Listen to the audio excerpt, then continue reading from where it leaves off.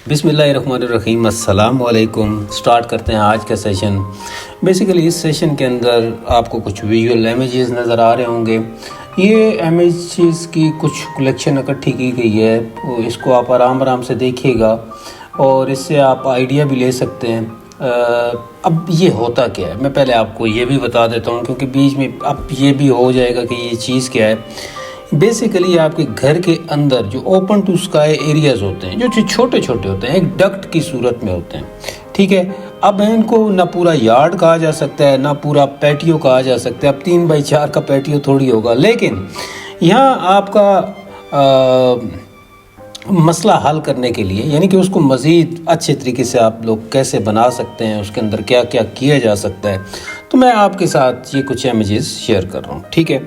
इसमें स्टूडेंट्स को भी फ़ायदा होगा और जो लोग घर बना रहे हैं उनको भी फ़ायदा होगा। और ये इस किस्म के डक्ट्स, इस किस्म के पैटियोज़ और इस किस्म के यार्ड्स या ओपन टू स्काई एरिया, ठीक है, या ओपन एरियाज़ अगर आपके घर के अंदर हैं तो उसके अंदर आप कैसे उसको मज़ीद अच्छा कर सकते हैं।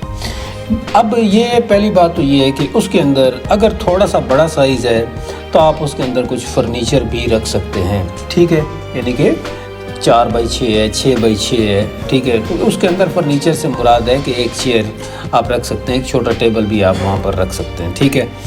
अच्छा, लेकिन अब जब टेबल रखेंगे, चेयर रखेंगे, तो वहाँ पर जाहिर सी बात है कि बिल्कुल तो वो एक डब्बे की सूरत में तो आपको फीलिंग उसमें आनी स्टार्ट हो जाएगी। तो उसका ये है कि उसकी जो सराउंडिंग में वॉल्स हैं उसके अंदर आप उसको थोड़ा सा ग्रीन करें, ठीक है, यानी कि उनकी दीवारों को भी पेंट करें। उन दीवारों के ऊपर आर्टिफिशियल ग्रास भी आजकल आ रही है, निशेस भी बन सकती हैं। अच्छा, अब उसकी जो फ्लोरिंग है, फ्लोरिंग मैं बिल्कुल ये आपको भी रिकमेंड नहीं करूँगा कि छोटे ओपन एरियाज़ के अंदर आप उसके अंदर आप लोग फ्लोरिंग के ऊपर घास लगा रहे हो। ऐसा नहीं होता, पेवेड एरिया होता है, उसके ऊपर आप आर्टिफिशियल ग्रास बिछा दें, ठीक है। उसके अंदर 2-4 गमले रख सकते हैं आप, ठीक है।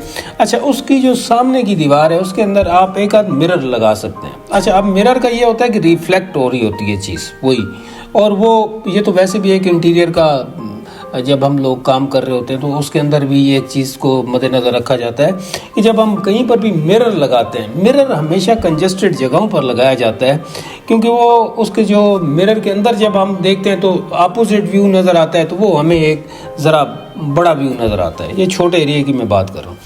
कलर की अगर बात की जाए तो ब्राइट कलर उसके अंदर आप करें, ठीक है, जितने भी ब्राइट कलर आप कर सकते हैं नेचर के करीब, या आप उसमें सादा लफ्ज़ों में कहें तो क्रीम कलर कर सकते हैं, आप उसमें लाइट ग्रे कलर कर दें, ये भी अच्छा लगता है। ब्राइट कलर जितना भी आप कर सकते हैं ये भी अच्छा लगता है। एक और बात मैं आपको बताता चलूँ कि अगर उसके अंदर ये जो आपके ओपन एरियाज़ होते हैं इनके अंदर अगर आप ब्राइट कलर करते हैं तो उसके अंदर साथ में जो खिड़कियाँ आ रही होती हैं, वो जैसे वो सूरज की रोशनी ऊपर से पड़ती है तो वो जो दीवारें होती हैं ना, ये जो आपकी 2-3 दीवारें आएंगी ना ओपन एरिया में, तो उसके साथ जब वो रोशनी लगती है तो एक ग्लोबल इल्यूमिनेशन का इफेक्ट निकलता है, जो आपकी खिड़की के अंदर ब्राइटनेस या रोशनी ज़्यादा लेकर आता है, ठीक है।